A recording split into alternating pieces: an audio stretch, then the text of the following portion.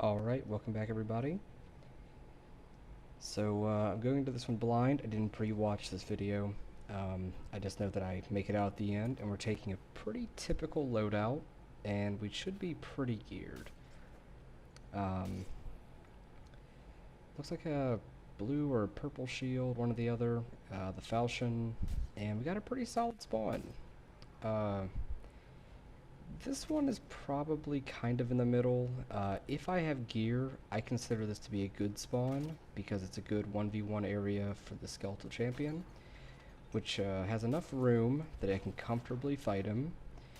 And also, skeleton champions have a pretty good chance at dropping solid items. Not just junk to sell, but also a good chance at things you might actually use. And there's the chest around the corner. It doesn't...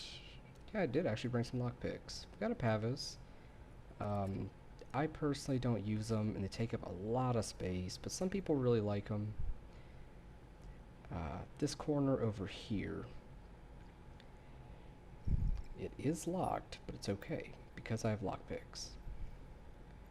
So let's see if we get this on the first go. Easy day.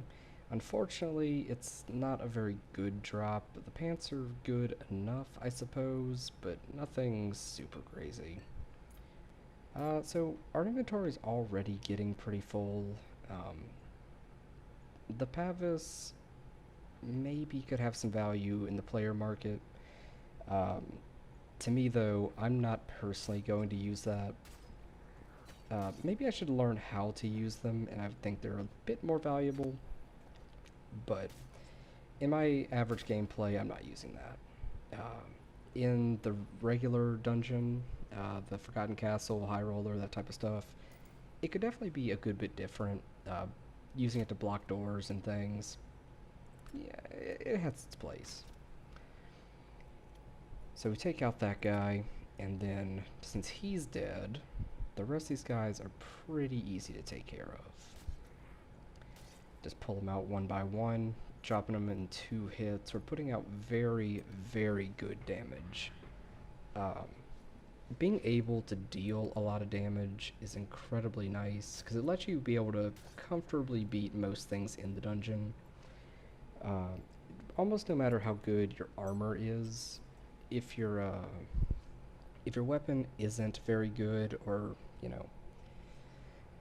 if it's not definitely blue or up, probably blue around minimum, you're not going to be able to beat the harder mobs like the skeleton champions.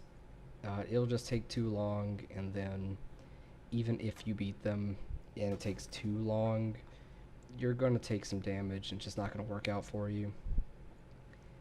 Your weapon is almost definitely the #1 thing to invest in. That should be pretty common knowledge at this point. Um, yeah, I mean, it's your weapon. It's very valuable. So this guy here got a mage. Don't think I landed that headshot, but I do put him down. He gets a few hits on me, no big deal, and he has pretty much nothing on him. So, nothing crazy there. I don't know if we double check that chest or not, but I'm gonna hope that we do. And this magic missile can't find us. So take a second to heal up.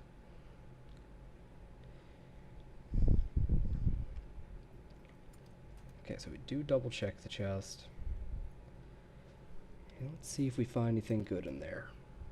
And absolutely nothing. So, no harm, no foul on it. This area, I've broken the chests, and I found some good stuff here. Broken the chest. I've broken the barrels and found good stuff in the chest before. So it's a good area to loot for sure. We just don't have a ton of time. The circle is closing in, although a bit slow. It's worth checking. Ever since they upgraded the loot in the Goblin Cave, I found some fantastic things in here. The one of the 2 times that I actually found a cape was in this room. I think it was a red cape. It might be the one that I'm currently using or something.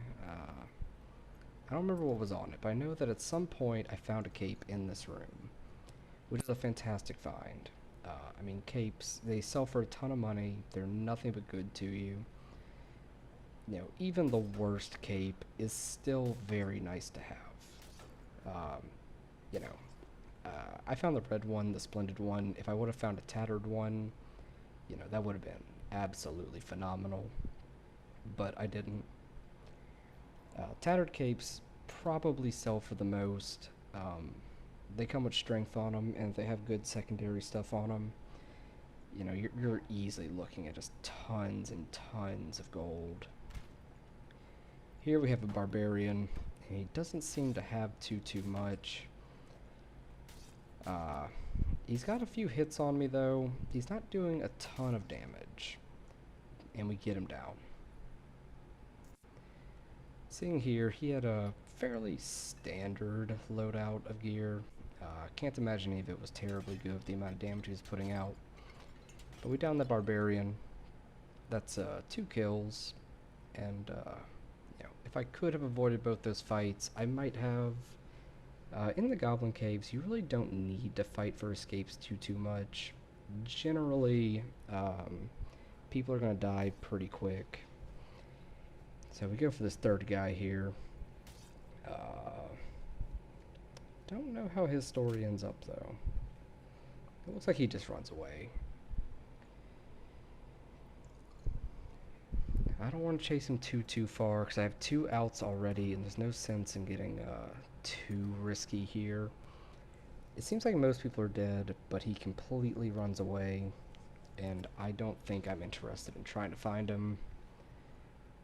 Maybe I am. Going in blind, so we're going to see. Yeah, sounds like he's escaped. So, that's pretty much it for this. I have 2 outs right here. I have the portal and the rubble, the employee exit. Shout out to Goblin Authority. I hope you put out some more Dark and Darker videos. I really enjoy them. And we grab a little bit more loot. And that's basically that. Take the exit here in just a minute and call that a day. So thank you all for watching, and I should see you next time. Or maybe not. Hang on. Yeah, looks like he outruns us the second time. Yeah, he gets away. Oh well. So anyways, thank you all for watching, and I'll see you all next time.